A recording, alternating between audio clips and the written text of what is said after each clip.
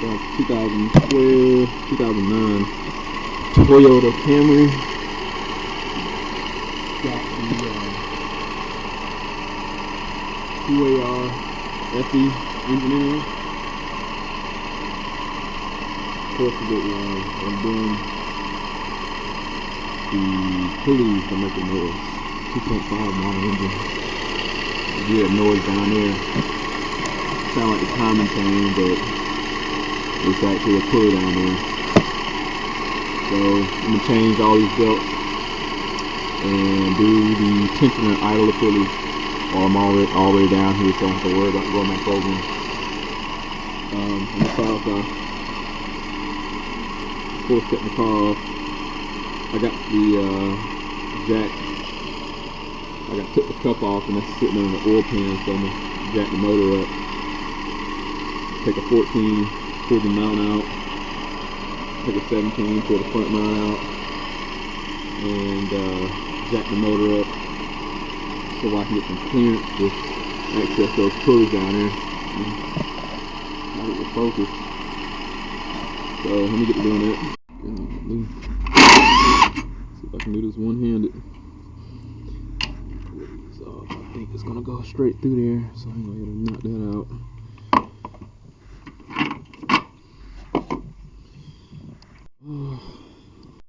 I'll be doing this one-handed. Let me do what I can. So because I ain't got but one hand. So I got those few parts off. I'm gonna pull the belt off. There should be a 14 down there. Latch on to that joker and just rotate it.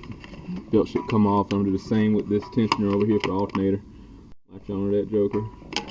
Rotate it. Belt will come off. It looks like two 12mm heads on there on the tensioner, the power steering. When I pull it off, I'll show you. I'm gonna work on getting that out. So take the belt off and then get those two bolts. Will look like that's holding that tensioner on there. So got it off. There were three 10mm bolts holding it on there, sitting like this. So you got one in the back here and bottom and off to the side right there. So you take them three off and you can extract it pretty easy. I'm pretty sure you could have got this out without having to do all this, but it's not a big deal. I don't feel like fighting with it. This is the culprit right here. So change that, clean it up, clean the area up with some brake cleaner, and I think I ordered that pulley. It's been so long since I ordered the stuff for this customer here, but I'm pretty sure we got that one down there too. But if I do have that one, all you gotta do is pull this single bolt out here from this tensioner, and should be able to just lift that up. If you're changing this pulley, that tensioner goes to the alternator, compressor, air, and water pump. But that should just be a 14. But let me get my parts and I'll update shortly. Alright, so yeah, I did get a pulley. This one. This was just a 12mm, and I got it out. Sorry, I know I'm on point with guessing socket sizes of the day. So that should be that, and I got the other two. I'll just order these off Rock Auto. Look how bad it's got a groove in there.